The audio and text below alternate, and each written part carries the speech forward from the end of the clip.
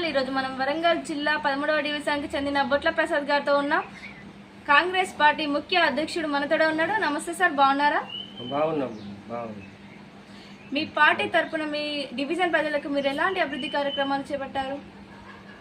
డివిజన్కు సంబంధించిన అంటే అన్ని వాళ్ళకు అందుబాటులో ఉండి ఏ సమస్య ఉందో కూడా అది పరిష్కరించడం జరుగుతుంది.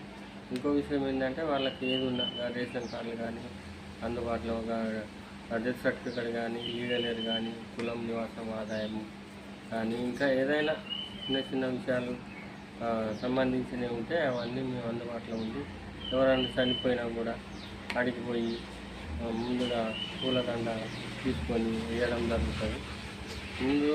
ముందు ఉండి ఆ కార్యక్రమం చూసుకోవడం జరుగుతుంది అక్కడ మా దేశపేటలో. మీ డివిజన్లో ఎలాంటి సమస్యలు? డివిజన్లో అంటే సమస్యలు ఏం లేవు. సమస్యలు అయితే ఇప్పటివరకు అయితే ఇందిరమ్మ ఇల్లు ఇప్పుడు ఆ ఇందిరమ్మ ఇల్లు కార్యక్రమం అర్హులు లేని వాళ్ళందరికీ 160 ఇల్లు శాంక్షన్ మన రేవంత్ రెడ్డి కొండ సూర్యక ఆయనలో శాంక్షన్ చేయించడం జరిగింది. కొండ సూర్యక మేడం ఆధ్వర్యంలో మా 13వ డివిజన్కు 160 ఇల్లు శాంక్షన్ కావడం జరిగింది. ఆ శాంక్షన్ వాటికి అర్హులైన వాళ్ళందరికీ ఇవ్వడం జరిగింది. ఇంకా కొంతమందికి కూడా ఇవ్వడానికి మేడం ఆసక్తి చూపిస్తూ ఉన్నది కొండ సూర్యక మేడం. రాబోయే ఎలక్షన్స్లో మళ్ళీ నిల్చోవాలని అనుకుంటున్నారా? ఉదాహరణకు నిల్చున్నాము, కొన్ని మెజార్టీతో పోయింది. అప్పుడు వైఎస్ రాజశేఖర రెడ్డి ఉన్నాయంలో మళ్ళీ ఈసారి నిలబడేదానికి మరి కొండ సూర్యక మేడం కొండమల్లి సార్ వాళ్ళ ఆధ్వర్యంలో నాకు టికెట్ ఇవ్వడానికి ఇదివరకే హామీ ఇచ్చిండ్రు. ఈసారి కంపల్సరీ ఇస్తామని మాట ఇచ్చిండ్రు. ఇస్తారని కూడా నేను అనుకుంటున్నాను. రాబోయే ఎలక్షన్స్లో ఎలాంటి నాయకుడిని ఎంచుకోవాలని మీ డివిజన్ ప్రజలకు మీరు చెప్పాలనుకుంటున్నారు? మళ్ళీ రాబోయే ఎలక్షన్లలో మళ్ళీ మా కొండ సూర్యక మేడం వస్తుంది.